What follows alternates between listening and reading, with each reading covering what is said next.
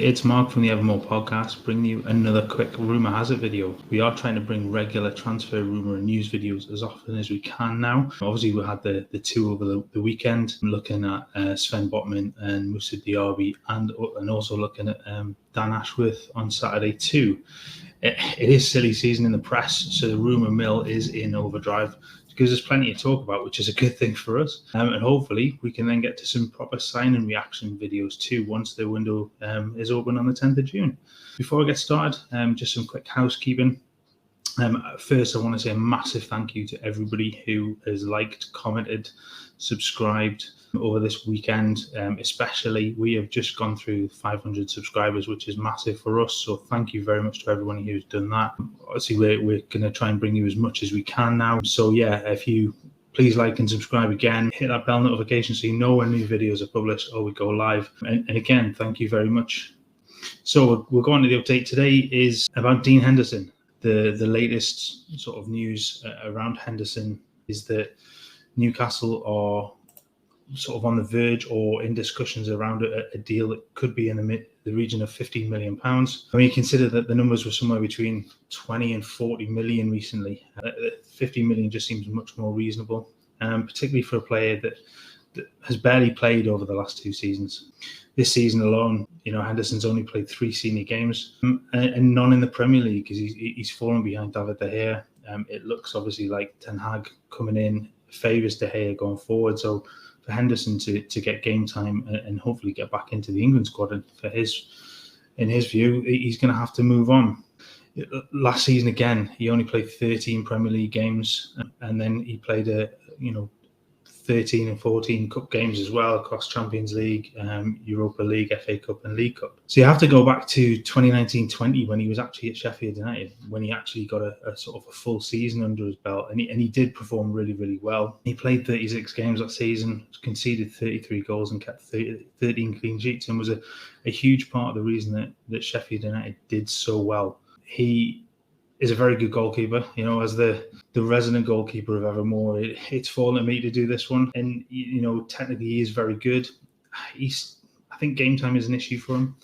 He needs a run of games. He needs some confidence in his play, and I think that will come. He's been in the England squad. He's picked up a cap, which is back in 2020 now, and I think that lack of game time is sort of now put him well behind Pickford and Pope, but a good run of games at a club like Newcastle could just get him back in that England number one frame again.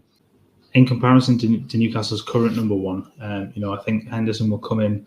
He would give you, a lot more confidence on the deck, especially, he's much more confident with his feet. His passing accuracy, it is much better. And Dubravka's, we've seen a few of Dubravka's passing be wayward. And these are short passes that, the goalkeepers should be making virtually 100% of them. So that would give Newcastle something completely different there. He's still young. He's got plenty of time ahead of him. Like I said, he's got that England cap as well, and he'll want to get back in the frame. In terms of save percentage as well, that's something I wanted to pick up on. For the last couple of sort of seasons that he's really played, obviously this season being one where he hasn't played at all, so the stats aren't really there. But for last season, Henderson's save percentage was 76%.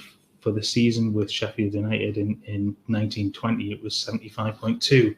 Now, if you compare that to Dubravka's only hit 70% and just over 70% twice in the last 5 years at Newcastle. This season, for example, is at 67.9. Last season was 69.5. So there's a very definite sort of edge there to Henderson's game where you expect him to do much better. We know that Dubravka has an error in him, and we've seen that in international football and in the league as well. So I think, although Henderson has had a couple of moments as well, statistically they've gone down as 0 errors. And whether you're willing to believe that or not is up to you.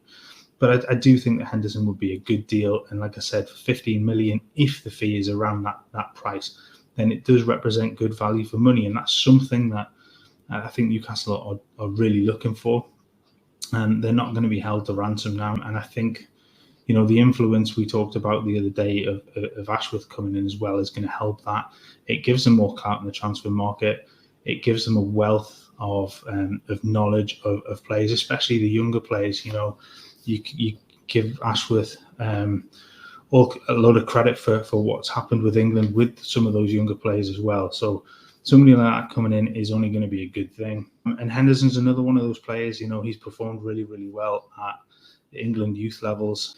So yeah, I think it promises to be a good signing. Hopefully for Newcastle, that one does come off, and then we can move on and look at some others as well. Obviously, let us know what you think in the comments about the potential of Henderson coming in. What you think in terms of, you know, how you think he compares to Dubravka.